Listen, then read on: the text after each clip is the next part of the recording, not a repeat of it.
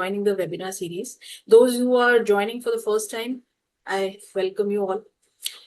So as Sejal said, that this series is brought to you by Easy Knowledge Club, and we are accessible through our mobile app and on the website also.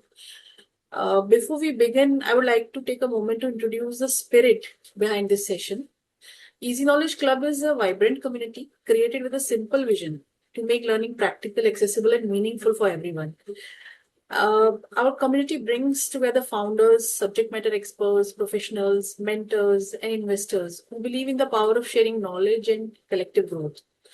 So at Easy Knowledge Club, we encourage people to connect, exchange experience, discuss real business challenges, and learn from one another through honest conversations and practical insights. So we are building a space where ideas are shared openly and meaningful discussions can be held to get the real sense of growth and real sense of opportunities. Through our network and events, we also aim to help founders to connect with them, to the mentors and investors, creating opportunities for collaboration for this two-way long journey for growth.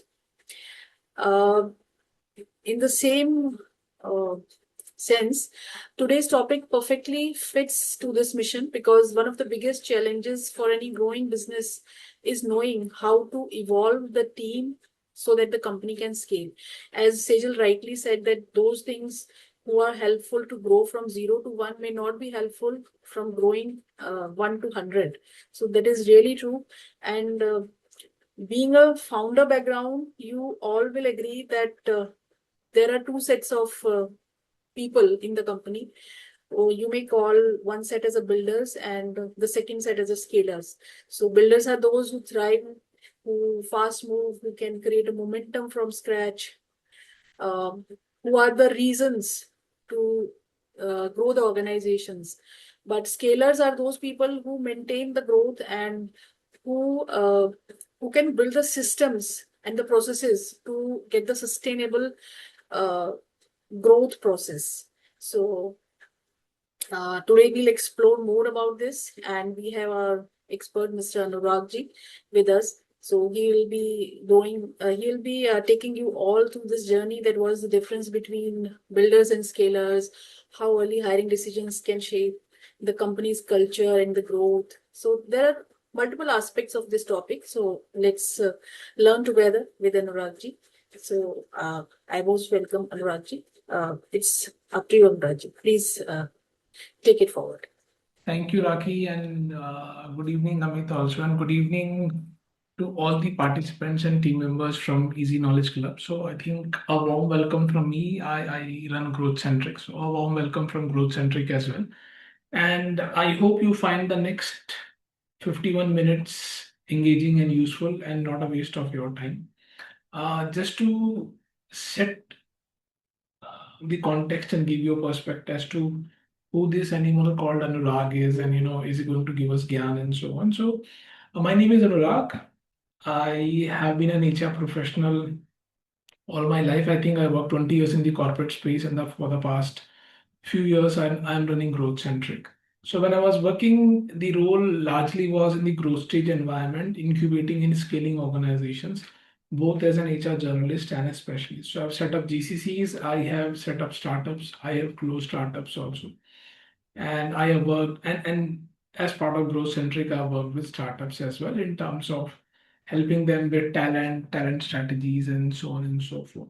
So, and yes, it also applies equally to me since I also run this startup called Growth Centric. So, what I'm going to share with you are practical occurrences, nuances, tidbits around, how do you scale up an organization from a people point of view, and not some consulting gyan that is coming your way. However, that is my perspective. You might still feel this is too much of gyan, so please feel free to take it or trash it. And yes, I hope you find this useful. So I think that's a quick introduction about me and what I do. We are based out of Gurgaon and Pune. So what we essentially do is two things. One is we help businesses to grow, and these are growth stage businesses that we refer to, which could be either startups or GCCs. And there we do full stack talent solutions. We do OKR advisory, which is an integral part of growth. and also a bit of acqui-hiring. And on the talent side, we work with young talent. Basically, the idea is to foster problem solving, innovation, and ultimately pursuing the path of entrepreneurship, creating jobs in the country, and how do you then essentially contribute to the Make in India and Atmanirbhar Bharat movement. So that's where we are. The introduction about Growth Centric was not from a BD point of view, but just to tell you what we're trying to do. Yeah. So allow me a moment. I'll just. So Rakhi, shall I then just go ahead and start the presentation? Yes, sure.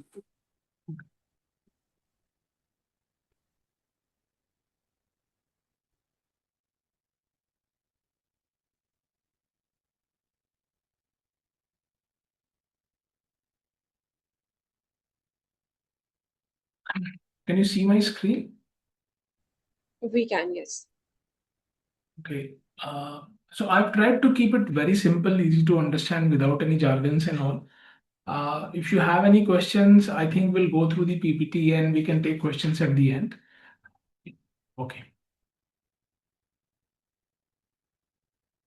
So what we're talking about here is, the idea that we discussed, and as Raki also elaborated on that. As a seed founder, when you're building and scaling the organization, I think people becomes an integral part of that. So how do you look at the people aspect? What kind of people do you bring in? Because it is very easy to make judgment. Sorry, it is very easy to make errors or mistakes, which can cost very, very dearly. So just trying to share some perspectives here. So what we'll essentially cover here today, and also just to share the process, I think I'll talk you through this presentation today. And I've also kind of developed a small playbook to help you that you can refer to on a day-to-day basis. So once this is over, I will also share this with the Easy Knowledge Club team, and they can in turn pass that on to you. Yeah. So what we'll cover today is essentially builders versus scalers. What do you need to look at now and going forward? The various phases that come in your journey. Uh, it is about how the builder and scaler mindset works. The typical hiring mistakes then when that one can end up making. Uh, about again builders, where they fit in, where they don't fit in, and our recommendations. So yeah. So I think what happens is when you're building an organization at whatever stage you are in, we are talking about the seed stage. So I think we essentially, I will not say you because I think it is better to say we. So we end up hiring for today's problem. So let's say you're launching a D2C brand or you're doing anything else, you will look at typically how do I fulfill the demand which is coming in today. My WhatsApp channel is not working, my delivery is not working, my social media is not working. So how do I fix those problems? So we are typically too much in the here and now space. So we essentially end up hiring for that. Now, what happens is while we are hiring for the current requirement, we typically tend to overlook if the talent which is fit for today, fit for purpose or here and now, are they, scalable, or can they handle challenges and opportunities as the organization is scaled? So can they scale up with the organization? And typically by the time you start thinking on those lines that, I hired somebody for this role and the organization is growing and can this person handle? So typically it's a few months down the line, it could be 6 months or whatever, and you will realize that a lot of damages started happening here because the person was good at a particular level and he or she is now not able to scale and take up the additional responsibility which is coming in. Now, when we talk about that, let's identify what are the real problems first. So I've categorized them into aspects. One is the hiring piece of it, and the other is retaining, because both are equal and both have their own nuances at a seed stage. So hiring is very hard. You don't have a brand, and when you say I'm hiring for XYZ or I'm hiring for yourself, the first thing a candidate will do is they will go and search for you on the internet, and they may not find something which is very, very exciting. Okay. So that becomes a challenge. How do you create that excitement? Obviously, market salaries, you may not be in a position to do that. You may offer equity, but again, people may not buy that. And early stage organization, seed stage, you are doing multiple roles. You are sourcing the profiles also, you are screening them also, and you are the one who's deciding also who should be hired. So that again creates an issue. And speed versus quality. Should you hire fast or should you take your own time and hire the right person?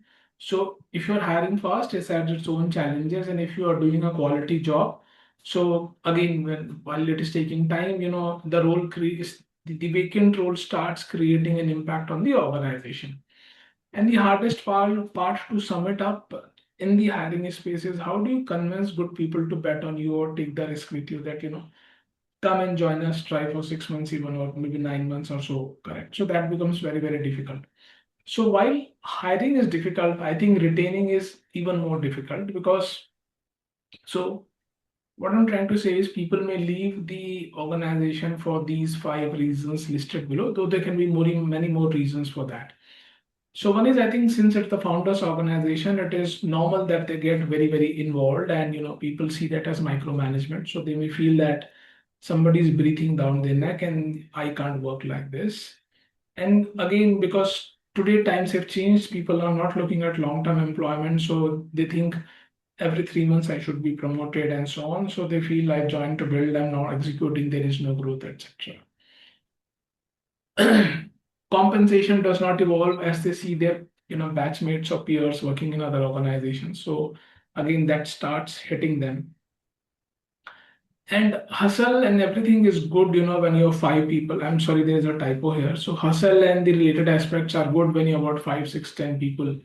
But the same hustle becomes, chaos and dysfunction when you're growing to 20 and beyond. So, that challenge starts setting in. And if you have, let's say, even one good exit, one good employee exiting you at the seed stage, it is very, very damaging to you. So you start as a seed stage, you find it difficult to hire, you find it even more difficult to retain, and simultaneously you are progressing to, let's say, pre-series A or series A. So all those things become very, very challenging. So we'll try and talk about these today, and the playbook that you will receive will also have some frameworks that can handhold you or guide you with that. So let's talk about some of the phases here of the organization evolution. I hope I am audible and I'm not going too fast. Is that okay? Yeah, you're good. You're good. Okay, so let's talk about seed stage. Typically pre-revenue to early traction, it could be just about up to 10 people. Now, what do you need here? You need builders here. When we say builders, we are not talking about real estate developers or builders. We are talking about the DNA of an individual, which is a builder mindset. So these are people who are generalists, who can do a wide variety of roles, people who are believers or people who share your vision. So basically, there is a shared vision which they have with you. They're hustlers, people who will thrive in ambiguity, and they don't need a structure to perform. They don't need a process to perform. Their whole idea is getting the job done. Correct. So, for example, if your WhatsApp channel is not working, how do you fix it? Whether you bypass the system or whatever, I think the expectation is get the job done. Correct. Now, as you move further from there towards Series A, you're looking at anywhere around 10 to 30 people.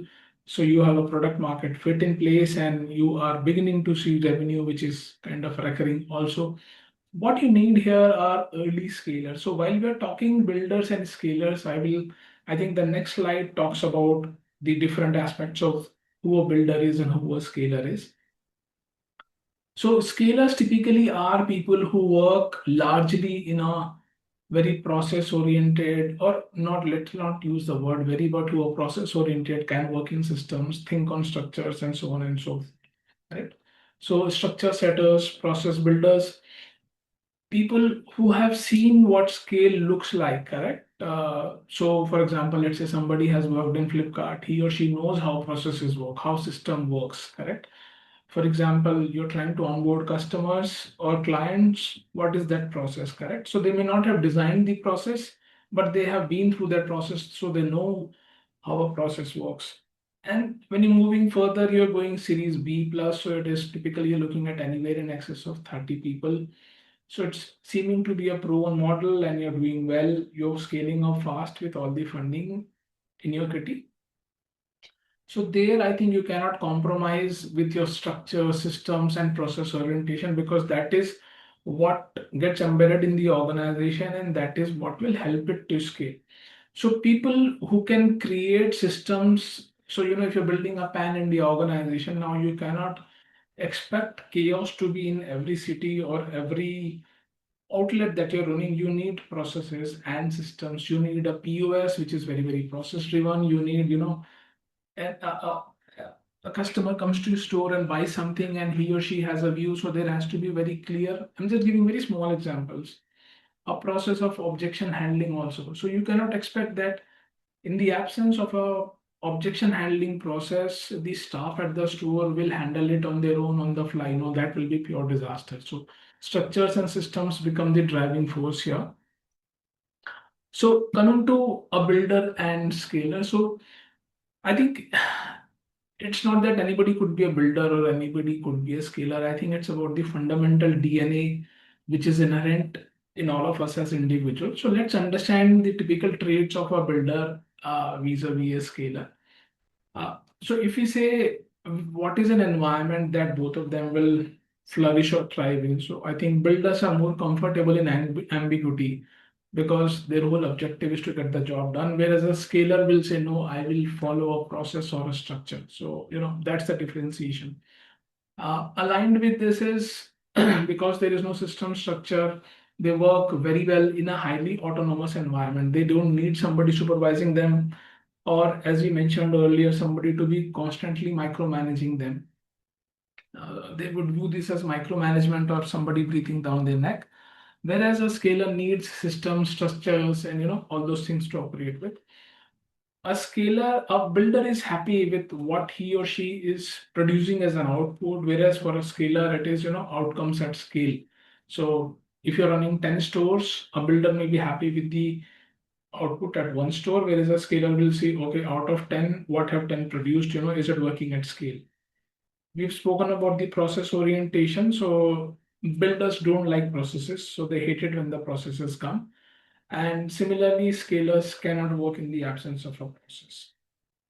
Again, a very critical thing or a very important thing. The prospect of creating something drives a builder that, I will create something from scratch. Whereas for a scaler, they think I have something available in front of me which has a decent shape and size, and I will now see how I can grow this something into. So it's like this: you plant a seed, water it, and there's a sapling which comes off it. So out of it, which is what a builder does, and creating that sapling into, let's say, a plant which grows further into a tree.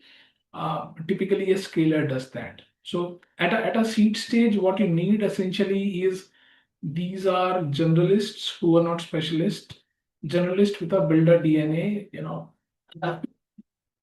people who have multiple skills, can multitask, can stretch, uh, high ambiguity, and can work without processes. So again, trying to say this differently from a generalist versus a specialist point of view. If you look at a journalist, I think they are best in a they work best when it's a journalist plus builder combination. So you have a diverse set of skills. So which means if you look at somebody, let's say take the analogy of a cricket, so a journalist means an all-rounder, somebody who can bowl, somebody who can bat, somebody who's decent at fielding, and maybe can do wicket keeping also, correct? So they will thrive in chaos, and whatever gaps they see, they will try and plug that. However, at this stage, if you're hiring a specialist instead of a journalist, but who has a builder mindset, so that person cannot perform because a specialist needs a structure to work with, and in the absence of that, they won't fit in there.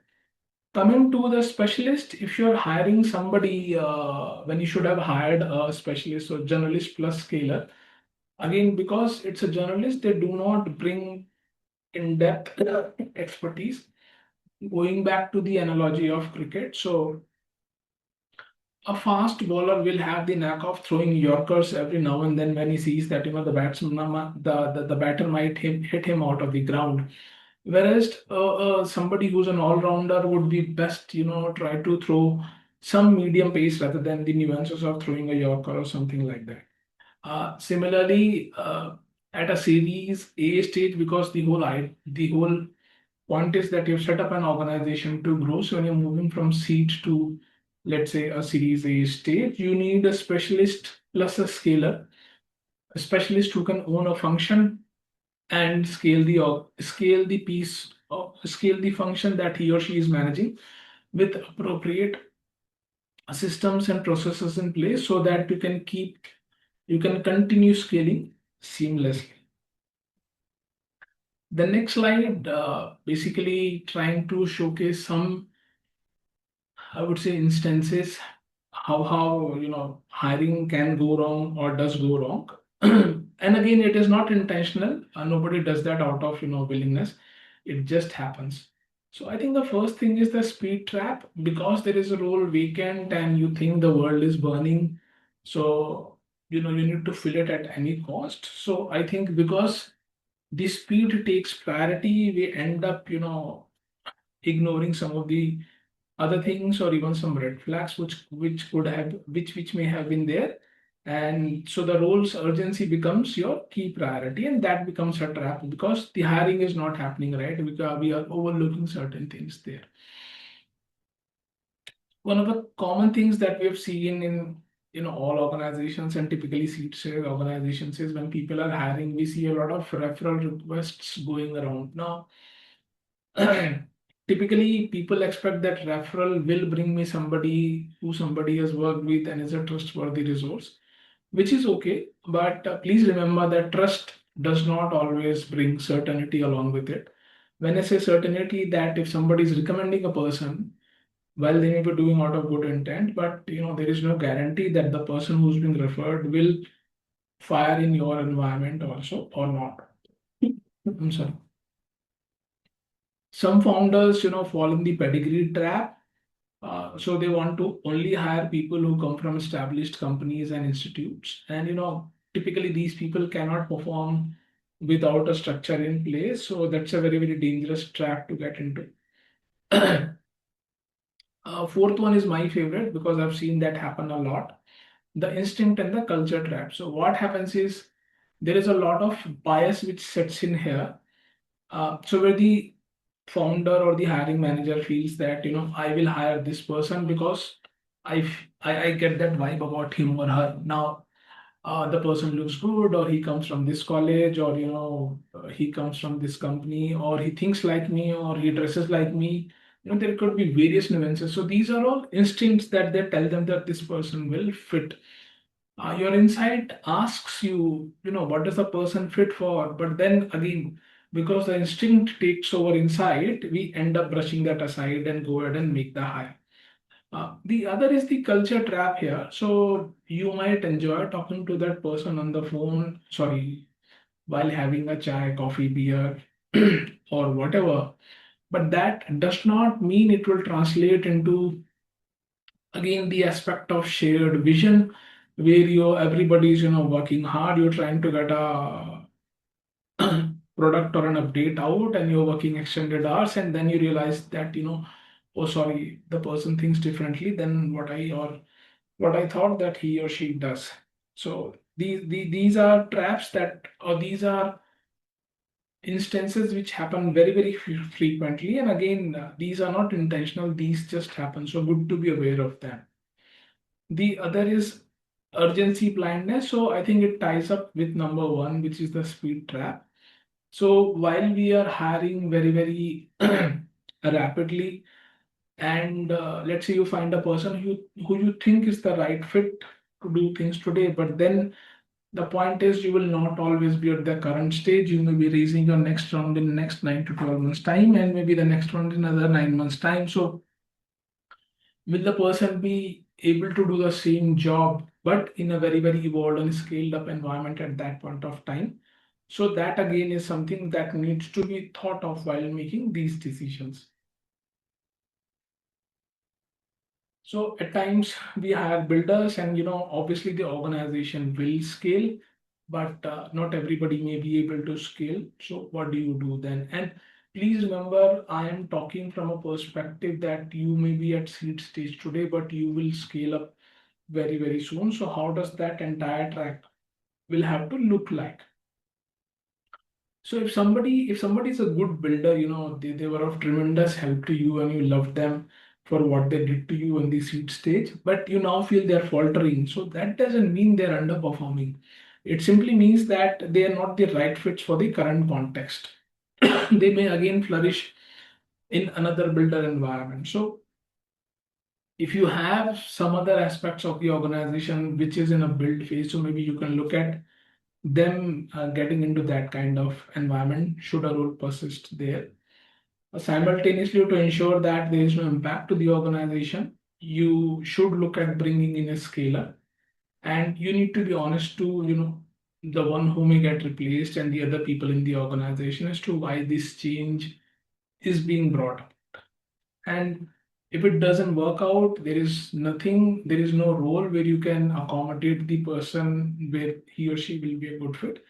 I think the best service as as manager or as the founder or the CEO one can do is be transparent and objective with them. Let them go respectfully, whatever severance, etc. is there, because there cannot be anything more damaging than not being honest with the person. So not only will the organization suffer in the process, the individual will also get impacted because they will not go anywhere from here. So our recommendation to founders who are at the seed stages, you should essentially look at getting builders into the team.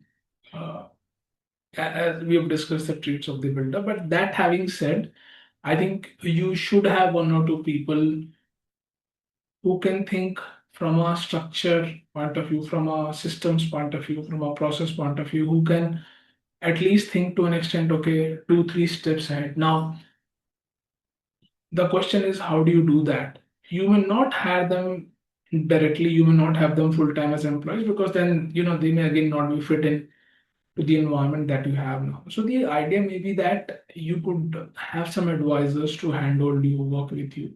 You can have people on fractional roles. Again, the engagement could be whatever works for you, few hours in a week, few days in a week, or whatever. But have that good, healthy mix, for somebody who can also advise you as to how the future will look like with the current state of things. So again, just to sum this slide up, so if you're hiring for today, if you're hiring for build, you need to see where we are today. And again, since you have a roadmap that you would be milestone defined in the 9, 12, 18 months time. So which means you will need to hire for a scale also. So where are we going? Correct. And what are the outcomes that we're looking at? What is the kind of talent that we will look for? So I think these two things will matter there. And if it's build only, then what happens next once we are done with this. So just to share some recommendations for seed stage founders as to I'm sorry, give me a moment.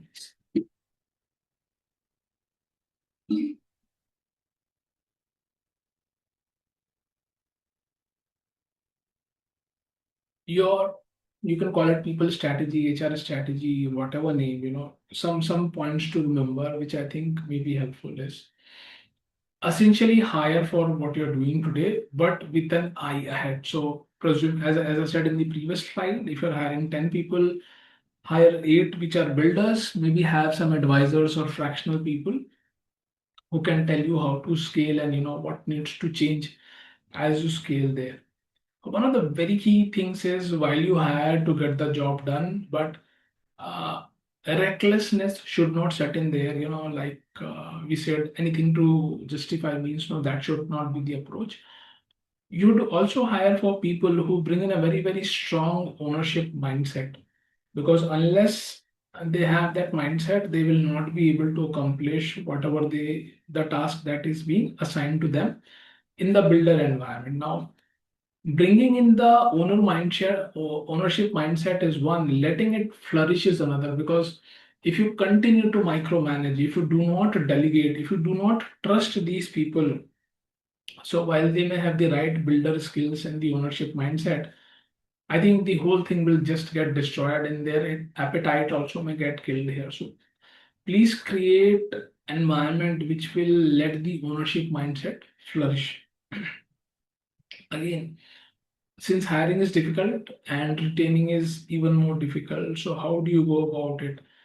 So sell the opportunity, sell the role, as if you were selling the core business of your organization.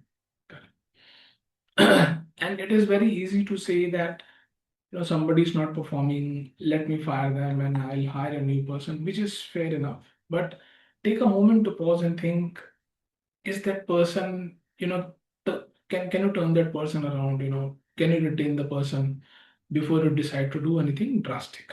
So, and having that conversation may just cost you a chai or a coffee or maybe a beer or something. And aligning with point three, your team is your product, treated with the same rigor and respect as you would do to your core business of the organization. And lastly, people who cannot scale from a from a builder mindset, I think let's respect that they are good builders. They will flourish in a different environment. So we must help them, find a different environment and let them move on. So I think people, that's about it. I thought this will take long, but I think I covered them quickly enough. So yes, open to questions if there are any. And Anurag comments, ji, please. I'm yeah, glad sure. this is an e-session, so you cannot throw an anda at me. It can be an e-egg, which is okay. No, no. Uh, Anurag ji, there is a very basic question. I don't know whether uh, it should be asked or not. No. Every time, whenever a founder is hustling, he or she is always building. So, do you see or do you have any directions towards the trigger points that when he or she be known that what is the right time when he should get over from the builder mindset to the scaler mindset so that he or she may be able to know the correct point that when he needs to change the team towards the scalers. So, are there any points, or is this the inbuilt process uh, with the growth of the startup? So I think it's largely wired in the founder's mind. He or she has a gut feel as to, where the organization is headed and what they need at that point of time, number one. But secondly, as I also mentioned, I think slide 3 or 4. So we have differentiated this in 3 phases. One is the seed phase, one is series A, and then is B onwards. So I think as you reach series A, because I think you found a product market fit and you're beginning to see recurring revenue, correct? So this model is working now. The point is, how do you replicate this model? Correct अब अगर गुड़गांव में चाप बहुत अच्छी बिक रही है एक आउटलेट पे and he says that I want to open it across Gurgaon in all sectors and Delhi भी चले जाऊं फरीदाबाद भी चले जाऊं नोएडा भी चले जाऊं और अनुराग के ले जाके पुणे में भी खोल दूं so that there has to be an SOP की मैरिनेट कितनी देर करना है ओवन में कितनी देर रखना है Delhi might be hotter than Pune so Delhi में तंदूर में कितनी देर रखना है पुणे में कितनी देर रखना है सो when you're looking at replication, which is moving further on series A, I think is a good time to look at starting to bring in elements of scalars there. So, in nutshell, we can say that when you are reaching the targeted points at the one stage, then from entering to the next stage, at that point of time, वो आप सोच सकते हो that अभी मेरा जो target था वो आ गया है, then मुझे अब scaling की तरफ move करना है. Yeah, I think I would just like to slightly add on to what you said. Yes, so your milestones, now that milestones could be pre-series A milestones also, कि मेरा इससे tie up हो जाए, मेरा ये contract हो जाए, मेरे को जहाँ पे order मिल जाए. All that is fine, but once you begin to replicate that and in numbers, so today you are doing one city, or today you are doing, let's say, one store in Gurgaon, you want to open 10 stores. So as an owner, you cannot be present everywhere. You will need to have store managers and store executives. So they need to have some basic SOPs to operate there, correct? That is where the scalar mindset will start to come in, that How can you take one store to 10 stores, 10 to 100, and then maybe beyond Gurgaon, sorry, beyond Haryana, and so on and so forth? Yeah, true. I am not Very sure if true. that answers your question. Yeah, absolutely. ये सारा combinations का game है. So I truly agree. Chaliye, thank you. Yes. Thank Uh, you. yes. So I also had a question, Anurag. I mean, after this, we can definitely take questions from other participants Yeah, too. yeah. So a lot of the startup founders here are, I would say, relatively early stage, right? Some may even be pre-revenue. So what they ultimately resort to is probably hiring a number of interns for specific tasks. So what is your like? I would say, what is your opinion on that? How effective is that strategy where you hire interns? And also, one more strategy or one more mindset that I have generally seen with a lot of founders is that they think that they'll do it. They think that because they're very new, they're very early, right? So they think that if they will take everything on themselves. So Yes. the importance of hiring and the importance of hiring when you have absolutely no resources or very minimum resources.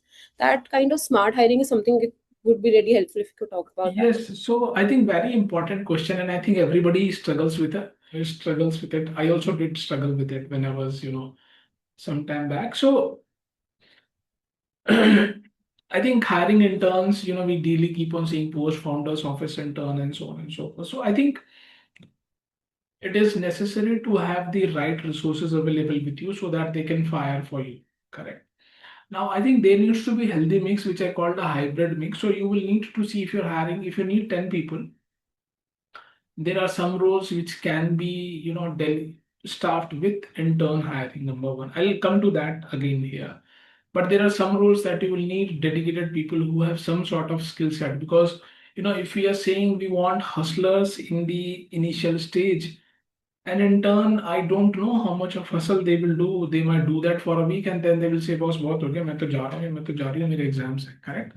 So I think the sourcing plan, I would say, or the resourcing plan, they will need to differentiate. They will need to map each role accordingly, which needs somebody who's a very, very focused skill set requirement and something that can be done with an intern also. So what I'm trying to say is you hire an intern. One is an intern will take a lot of investment of your time and effort because you'll have to train them because if they are not able to perform the whole idea of having a resource there is gone and the organization's business gets impacted. So you need to see where are you in a position to take the impact also. If an intern does not perform or an intern does not sorry if an intern does not perform or an intern leaves, so there is a clear business impact. So a role which can live with it for a couple of weeks till such time there is nobody, I think you may want to look at an intern there. But if you're talking about founder's office and you're hiring an intern and the intern also is thinking अच्छा देखता हूँ 2-3 दिन देखती हूँ 2-3 दिन क्या होएगा and you are saying कि चलो बच्चे तुम मेरे सारे डैशबोर्ड बनाओ एनालिटिक्स करो इन्वेस्टर्स के साथ लियाज करो एंड ये करो.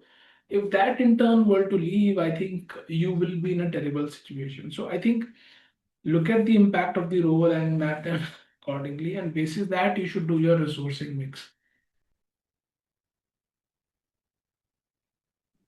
That definitely answers my question. I think yeah, we have another question from Yash. If I have another question, I'll probably come back. Sure. I mean, Yash, feel free to like unmute yourself.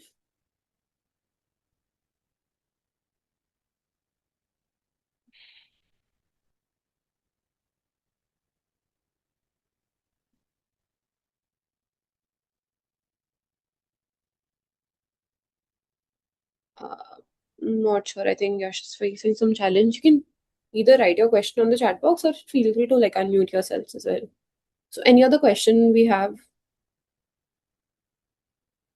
Anybody who has like just been curious about hiring? That अब हम दो जने तो हैं. Now we also have the product ready or the service ready. Would we need a team, and how do we Hello. do it? See, I Yeah. think Yes, Komal. yes, Yeah. please go ahead. Okay. Good evening, everyone. So I have a question. So I've been just starting with this process, the hiring process. So wanted to know like what are the points that we should keep in mind, like here, like we are just hiring the for the internship. So like Mhm. to in an early base like stage startup. So like how should we decide? Okay, like if we want to hire a good person, they will surely need a good salary. And for the early stage startup, it's a really difficult task to Sure. provide them this Sure. salary. And so like also we want good person. So here, like what things to keep in Yeah. mind. Sure. So let me answer it the way I've understood, Komal, and you can tell me if that answers your question.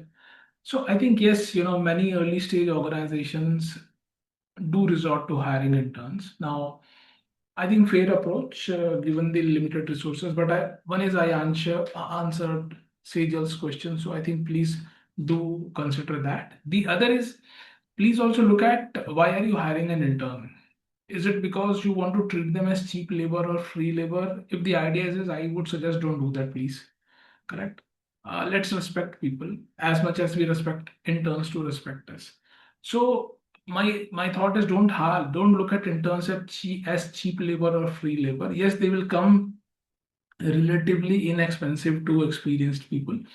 But I think the criteria for you should be that in your mind, are you clear that after 2 or 3 months of internship, will I absorb this person as an employee or will I let them go?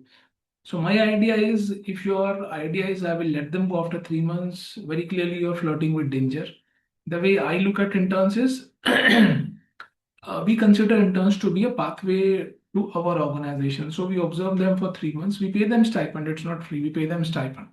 And if there is a very clear understanding that if they're good enough, we will make them an offer. If they are tentative, we will extend the internships to see that will they scale up to get the offer or not. But very clearly, we do not hire interns for the sake of hiring interns. That 3 महीने काम कराए and छोड़ दिया. I think that will not help you because if you keep on rotating that circle, 3 months, 3 months, you will not get continuity, and that could be counterproductive. I don't know if that helps or if that is the answer you wanted to hear. I'm sorry. No, no, no. That's yeah, like the stipend we are providing, and also like it's a performance based, so they can also move ahead with the company. Yes. Yeah, but so sometimes some things doesn't Yes. align. So I think just to add to what I said, which might help you, is that we look at a two-way interest. One is we being clear that if the person performs, we will absorb them because that is why we are investing time, effort, and paying money to them. The second is please also try as much as seeking that clarity from the intern that are they also looking at as long term या उनके लिए 3 महीने है कि 3 महीने कमाया phone खरीदा jeans खरीदी एंड हो गया. So if they are of that type कि 3 महीने में जीन्स खरीदी फोन खरीदा, I don't think we should waste your time there. I'm sure there are people who need jobs, and I think that can be a way of helping them also with earning livelihood. Exactly. Yeah. Thank you, Komal. We have one question from Yash, which is regarding, I think, compensation. It's on chat box. If you want, I can read it out loud. How much salary we should give to an intern at the early stages, or we should move on to give ESOPs to them. So I think I'll answer the second piece first. I think not everybody understands ESOP. Not even employees understand ESOP. Forget an intern, correct? So if you have ESOPs at that stage and you're discussing with them, I think you will realize they are not even appreciating the idea of ESOP because everybody is for here and now कि पैसे दो शाम को movie देखनी है and ये करना है, correct? As regards the salary, I think that is something, you know, I may not be able to give you a number because it depends on the kind of resources you have and the complexity of the work involved also. Correct. So I think you may want to, do some local market data to see what kind of stipends people are paying to interns. You can make them performance based also, just to be sure that you don't feel that people have fleeced you by not performing. So maybe keep some portion as guaranteed and some performance based. I think that could be a reasonable approach. But I would not suggest I will not be in a position to give a number because it's this is the resources that you have. Great. I mean, let me know, Yash, if you have a follow-up. You can always unmute yourself, or we can move on to another question. We have two questions. Uh, we can ask, yeah, Dr. Garima, if you can probably proceed with your question, that will be great. Yeah. So, hi everyone. Hello, Uh, Dr. Garima. Hi. Yeah. yeah, Anurag, it was great listening to you. But as you were talking about interns and all, I have one question. Since we're talking about the building startups and building manufacturing units and everything, uh, the initial stages of any organization starts with usage of a lot of contractual workers. Okay. So once we are trying to go from the builder stage to the scaler stage, how do we manage our contractual workers? Because contractual workers have their commitments not only to our organizations, but they have their commitments to other people also. Sure. So I think before I So how answer do that, yeah, before I sorry. answer that, Garima, may I understand what is your nature of work or the startup? So basically we are into jewelry manufacturing. Okay. Yeah. Yeah. Okay. I think that if I were you, the way I would approach is obviously, something that I would have mentioned otherwise. I think you need to do, every business needs to do two things. One is once you have a basic, product market fit, or as you're saying, you're manufacturing jewelry. So I think you're selling it also. So one is you need to continue operations as usual, business as usual. Second is you need to scale simultaneously also. So here again, the resource mix or the sourcing mix will come into play, that you will need to identify roles which are critical and which need continuity. Correct. So some roles, let's say when you are transitioning from, you are doing away the contractual bit and bringing everything in house. So there will be some amount of handover and maybe some amount of disruption there. So you are in a best position to judge which piece of the organization or the work, if there is a small disruption, you can live with it, and where you cannot. So where you cannot, I think you will need to look at building redundancy and continuity, maybe having somebody, non-contractual there, and places where you can, live with that. I think it is good to go with contractual. That is how I would approach if I were in your place. Yeah. Thank you. Thank you. Oh, yeah, we have one more question, I think, from Vishnu. Vishnu, do you want to unmute Yeah. yourself? Good evening, sir. I'm Vishnu. Hi, Vishnu. Good S- evening. Sir, I wanted to ask that there are some roles like lead generations and sales roles in a company that are very useful, but no one actually wants to do it. Yes. So, for that thing, what persons should we hire, like a builder mindset or a scaler mindset? And for that, we should go with stipend or something else. Okay, I think very interesting question, Vishnu. And what is the nature of work your startup does? It's basically a tech startup that helps students to connect with early stages founders, editors, marketers, video editors. Okay, okay. So I think lead generation, yes, nobody wants to do so. I think the good part is, there are agencies which do that. There are tools that we can use ourselves also, which I'm sure you're aware of also. So bringing that expertise in-house, I think may be useful only once you've reached a certain scale that, you need a person full-time for that, person or a team full-time for that. Till such time, it could be given to lead generation agencies, or as there are various platforms like Apollo, Survey, and so on and so forth. So maybe that can be managed in-house also, either through an intern or somebody who's doing, let's say, double hatting for a couple of roles. So I would approach lead generation that way. And I think I have seen a lot of founders spend some time themselves on lead generation also. Okay, so these could be the multiple approaches depending on your context.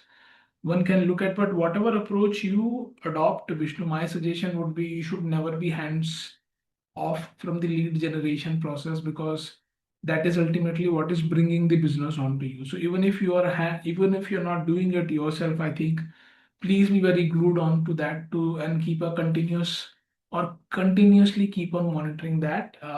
That is one. The other is regarding the sales role, whether you should hire builders or scalers for that. Now, given the context, and I think we're talking about sales, so I think we need sales, and I think sales are best. Builder mindset की बेचना है तो बेचना है, कुछ भी करके बेच के आना है. So, because we are not talking about a very structured sales process that there is a BD, then there is an inside sales happening, and there is a presentation happening, and then an RFP happening, and so on and so forth. So you don't need a scaler for a sales role at this stage of the organization. I Yes. think builders are the best. Okay, thank you. Thanks, Vishnu. Harshit, Anurag, if it's okay with you, let's take like a couple of more questions. Yeah, please. Okay, great. Harshit, if you want, you can go next. Hello, am I audible, sir? Yes, Harshit, you are audible.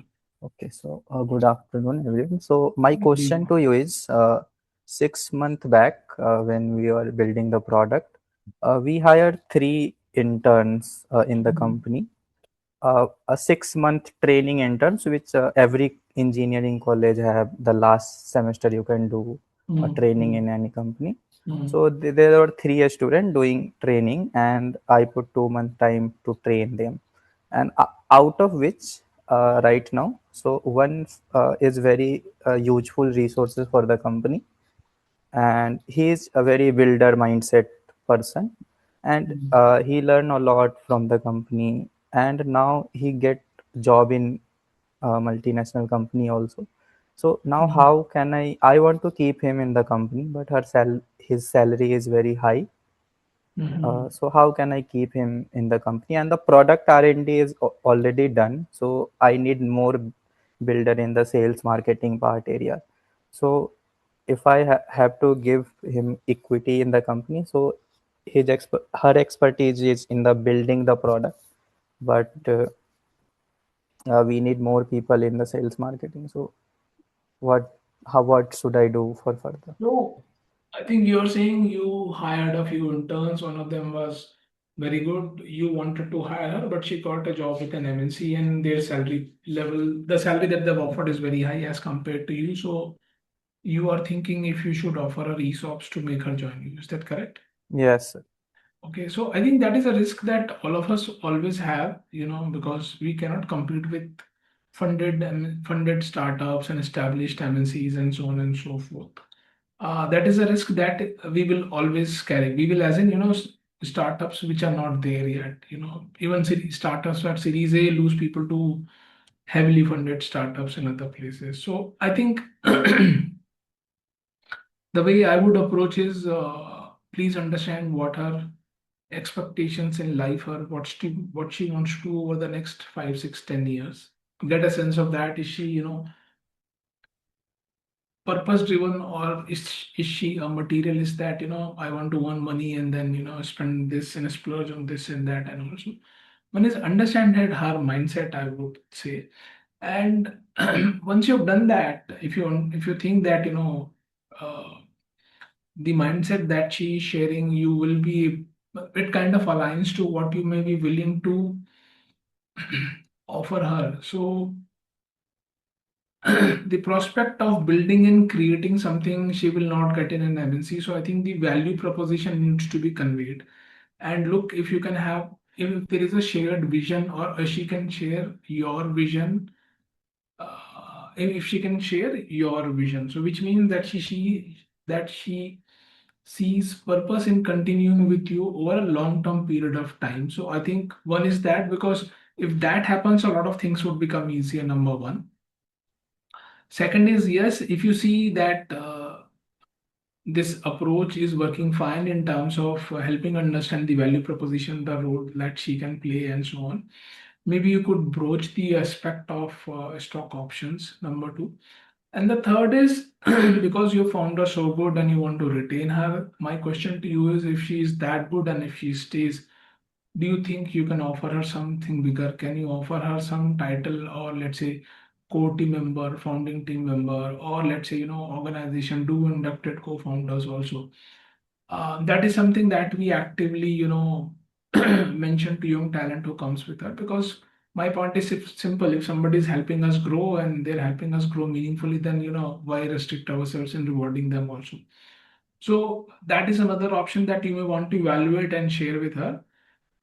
One is if you are okay, and then if you think that something like this will appeal to her. So I think these are the approaches. But if it is about the pull of the brand alone over value proposition, and title, etc., I think you may not have much to compete then. But I would suggest please check her aspirations and whether you think the her aspiration is something that you can work around and offer her something. Yeah, I understood, sir. So I have a follow-up question. Is that so? She is very good in the tech part. So our whole R&D has been completed for the product. Now we have to move for sales and marketing, other aspect. Uh, so right now her tech work is done. She can do best in the tech area. In further we will need manufacturing and all. So but for the R&D there is no requirement as such right now, but she is a good builder. So should I keep her or what do I do? So I don't know, sure. So, I am confused that on one hand you are saying she is good and you want to retain her, and on second hand you are saying should you continue with her? Then I think, and I think yes, founders should have this, split side that they can think of on simultaneous lines, on separate lines simultaneously. I think then you should first give yourself some time to understand the growth trajectory as to how do you see what do you see transpiring in the next 6 to 12 months time, and the kind of capabilities you will need. If you think you will need R&D capability, that is serious R&D capability, but then you need to be clear for how much time do you need that. And if you don't need that, then you need to evaluate whether is this a discussion even worth having. But to the first point, if you think that you will need R&D capabilities also, I think it is good to be clear for what duration you will need those R&D capabilities. Because what happens is, we become so fixated onto things at that point, at some point in time, that we feel that this thing is indispensable. The person is indispensable to me, whereas something better might be lying just next door. So it is about, being clear and objectively ascertaining your trajectory also, and what you will need and for how much duration of time. And please also consider the impact that if this person were to leave, what is the impact that you will have? Is it more, felt impact, felt as in that because you are so appreciative of her, so you risk losing her? So is it just the sentiment there, or is it some material impact which will come? Because again, an intern doing an R&D thing, with all due respect, I'm sure there could be others who could do even better jobs as well. This is my view, but you are on the ground running and working with her, so you know best. Yeah. I understood your opinion. Thank you so much. Thank you. Anurag, somebody is asking that when we hire the interns, we share the insider information to them. And if they left in between the tenure, is it risky? How we should cope up with the situation that So I think, confidential information will not go out? sure. So I think that's a risk that we have with interns, because internship is not an employment agreement, it's an internship, correct? So that's a risk that we have. But what we can do is, I think, and I'm not a legal expert, but I'm sharing, my common perspective here. So one is, if the intern is likely to get exposed to areas which could be company confidential, and if you think that these getting outside will be a risk to you, so please sign an NDA. While let me also be clear that NDA will not do anything, to protect you, because the moment that information goes out, the damage is done and you can keep on filing suits. But what the NDA will do is it will create a mental deterrence in the person. That fear of God कि अरे अगर case कर दिया तो क्या हो? ठीक है, so please do sign an NDA, and kind of be little, convey it in a manner that the fear of the NDA, resides there. Let's be honest about it. And the second is then we need to evaluate whether, such nature of work should be given to interns also, because internship is what, 3 to 6 months time, correct? So I think it's a double-edged sword कि आप intern लाओ नहीं लाओ क्या काम कराओ क्या. So, हाँ, ये तो हमेशा ही रहेगा, बिकॉज इंटर्न्स का पता ही है कि एक स्पेसिफिक पीरियड के लिए और इनको जाना ही है, and they are in the company to only learn, because they don't have any long term commitment. so I think So sign an NDA, and if the other thing that you can also do is to slightly ring fence your interest here, is then bring in interns from the college route, then do not hire them from the open market. So which means when a college approaches you कि हमारे बच्चों को internship दे दो, so the college is equally tied into that. So the college will be held responsible. You can hold them responsible कि आपके बच्चों ने ऐसा किया है. true. So just even though this will not do anything, because the moment the information is out, you're done. But ठीक है, at least you're trying to build in safeguards. Yeah, truly rightly said, Anurag ji. ये हमेशा ही होता है, interns हो या employees हो, there will be the confidentiality part. So thank you so much, Anurag ji, for the Pleasure is all wonderful mine. session. So Yeah. any e andas, e tomatas, e jutas, I'm still here. नहीं नहीं, it was really a very good session. और अगर मैं एक sum up करूं taglines के through जो आपने बोला, the things which help to resolve the problem of today cannot be helpful to solve the problems of tomorrow. Some very interesting taglines. As a founder, you should always know that when to throw a yorker and when the yorker is not needed. So these are some taglines which were very interesting, and I trust that all the participants will have truly enjoyed the whole show and get the true knowledge about the team building and how to get the interns and employees for their young startups. So I too hope so that people have found some takeaway from today's session, and not just a waste of time. And I hope it works for them. They're able to build something fantastic, and we make in India and we make an Atmanirbhar Bharat. And I think kudos to Easy Knowledge Club. So being doing their bit in the whole process. So yeah, thank you. Thank you so much, Anurag. Thank you so much, Rakhi ma'am.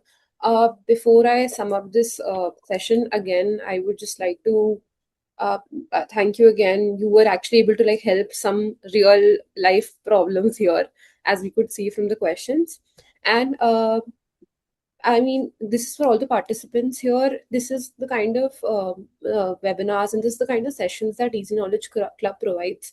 So where your actual real life problem gets resolved, right? Where you can interact with mentors to answer the questions that you face on an everyday challenge. Because building a startup is a journey, and you should not be alone on this journey. So what I'll do is, after this session, I'll definitely be sharing the link to our platform as well, where you can go and check it out and register yourself at our platform. And I would also like to quickly take a minute to thank our partners. I will be just give me a second. So, Rakhi, while Sejal, while you thank the partners, I think just to say that I will also be sharing a small playbook that you can share with the participants, that they can keep with them and refer to it, just in case they find it useful. Done, definitely. Feel free to reach us out to all the participants if you want to know more about our partners, if you want to know more about us, or if you want to know more about Anuurag for that matter. Great. Thank you so much. Thank you. Everybody. Thank you, everybody. Thank you, Thank Anuurag. you. So I can log out then? Yeah, thank you. Sure. Okay. Thank you so much. And Rakhi and Amitji, thank you. I think you guys are doing some lovely work. So please keep it up. Sure, sir. Need your blessings always. Pleasure is always mine. And Sejal, thank you for getting connected and facilitating all of this. No problem. Thank you, Anuurag. Thank you. Thank you, sir. Good day. Bye. Bye-bye.